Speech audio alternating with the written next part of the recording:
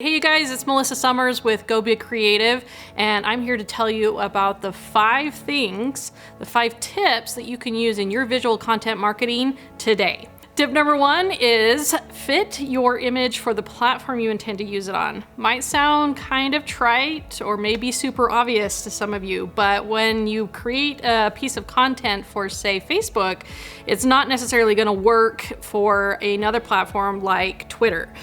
We have examples down in the blog below so you can actually visualize it, but you have to remember that if you create something for one platform, you need to make sure that the next piece of content you create that you want to use on a different platform, that you're sizing it for it specifically. Sites all have different sizes and they do change periodically, so it's important to stay on top of those things as you create your content, so you make sure that it always appears the way you want it to on every platform to all of your audience members. Tip number 2 is get consistent and stay that way.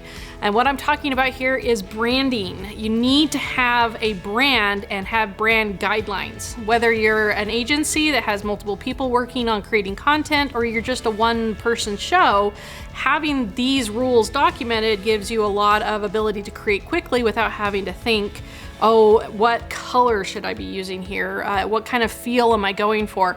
Because you'll have already made this decision already, and then you're going to be consistent across all platforms. So if you publish something on Facebook, you're going to do the same sort of thing on Twitter. It can be 2 different pieces of content for sure, but they all have to have the overarching feel and match your brand, because you want people, as they start to consume your content, to be able to recognize it on site that this is something from your particular brand. It builds trust, and there's a ton of content out there about building brands, and we're not going to be talking about that, but you do have to remember that once you have your brand set, you need to be consistent when it comes to your visual content marketing. Step number 3 is focus on a creative narrative. In today's very busy, very loud marketing place, it can feel like you're getting lost in the noise. And it does take something different to capture a human being's attention. We are programmed naturally to see things that are different. And so instead of just chucking a ton of money into your marketing budget and just feeding the machine, if you step back and take a new approach to your particular niche, it can give you that edge, that little bit of uniqueness that'll set you apart from all of your competition and put you above all of the noise. We have a really cool case study down on the blog. Just to quickly cap it, it's the Instagram account Visit Norway. Really typical, beautiful, but typical kind of travel Insta feed. Beautiful pictures of the country, what you would typically see there. That's great, but they wanted to take it to a new level, so they recently started a second Instagram account called A Sheep with a View, and it is pictures of Norway. Still beautiful, but they all involve sheep. And so sheep are definitely a thing that Norway is known for, but it's a tiny tweak on their particular travel interest feed that is garnering a ton of interest. And at the time of this recording, they had like 107 posts, but 11,500 followers, and they're incredibly engaged followers too. So one little unique twist on the way that you approach your particular content is going to give you that much more bang for your buck. And you probably won't have to spend nearly as much in your marketing budget. Now, step number 4 is put thoughtful consideration into every image that you pick for your visual content marketing.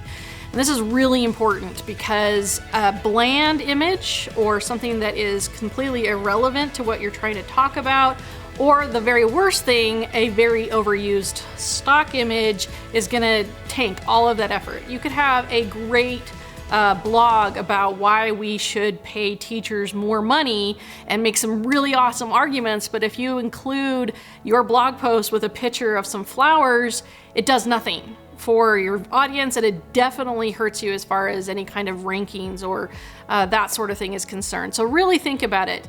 If you're gonna do images, you wanna go with something that's gonna be super reflective of you. And that means probably not going with stock images. There's some great stock stuff out there, I'm not gonna say no, but in the long term, saving yourself some money by getting a stock image or maybe a free stock image is not going to pay off as it is if you hire a professional to take pictures and video for your brand.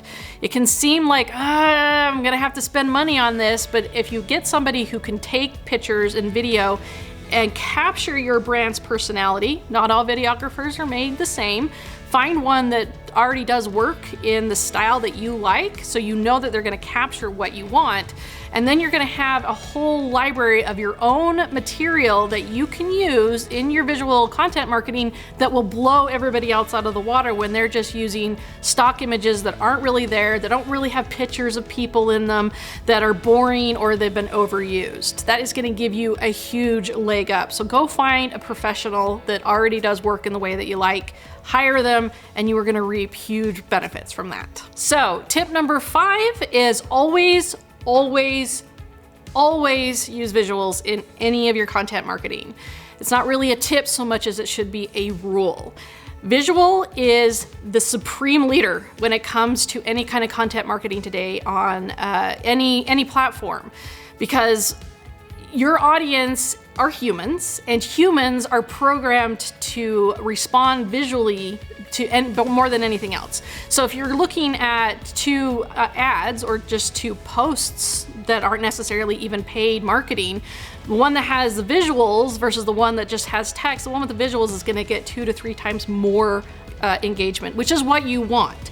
So going forward, make it an absolute rule, whether it's just for you or whether it's for your content team, that every piece of content that goes out has a visual that has been thoughtfully considered attached to it, because that is going to make a huge difference both in the short term and the long term. You have to have visuals. It's not a, oh, maybe we'll do that, maybe we don't anymore. Maybe that was 5 years ago, but this time it's not gonna cut it anymore. You have to have a visual with it. All right, you guys, so there's your 5 tips for implementing in your visual content marketing that you can use right now to boost all of that and their performance.